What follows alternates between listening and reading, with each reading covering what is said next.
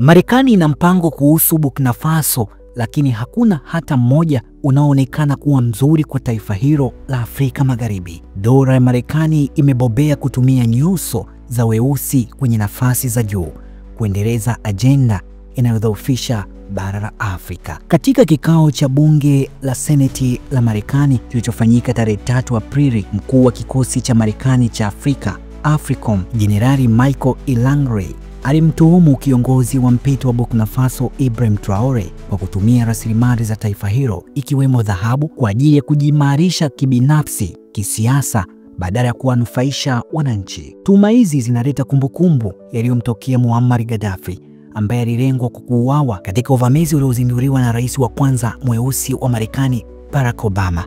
Wengi wanaona historia ikijirudia kupitia ushahidi wa Langley dhidi ya Traore. Lakini ni kwa nini Burkina Faso ishitumiwe kwa ufisadi bila ushahidi wowote, ili hali kuna mataifa mengine yenye ushahidi wa wazi?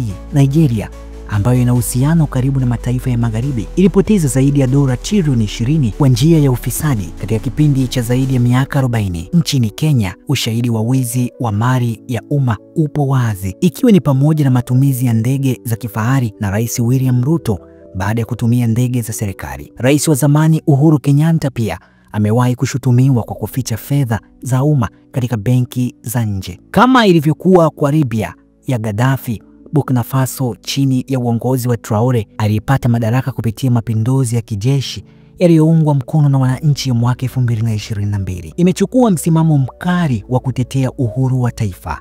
Serikali ya sasa imewafukuza wanajeshi wa Ufaransa pamoja na vyombo vya habari vya kimataifa na imetaifisha migodi miwili ya dhahabu ambayo kampuni ya Uingereza ilikuwa inanufaika nayo. Kwa miaka mingi Marekani haikutoa kauli yoyote dhidi ya Ufaransa kwa kuendeleza ukoloni mamboleo nchini Burkina Faso kwa kudhibiti uchumi, siasa na rasilimali zake. Lakini sasa Marekani inaonekana kukasirishwa na serikali ambayo inaungwa mkono na wananchi, si tu ndani ya Burkina Faso bali hata katika mataifa mengine ya Afrika. Wakati huo huo, Marekani yenyewe haijaepuka lawama za ufisadi, ambapo baadhi ya viongozi wake waliochaguliwa wamekuwa wakijihusisha na biashara ya ndani ya soko la hisa kwenye sekta wanazozisimamia kisheria. Mfano maarufu ni wa mbunge wa Marekani Nancy Pelosi ambaye alitajwa kunufaika kwa kiwango kikubwa kupitia biashara ya hisa za kampuni ya teknolojia ya Nvidia mara 20 zaidi ya mshahara wake wa kawaida. Hali hii inaibua maswali mengi kuhusu vigezo vinavyotumiwa na Marekani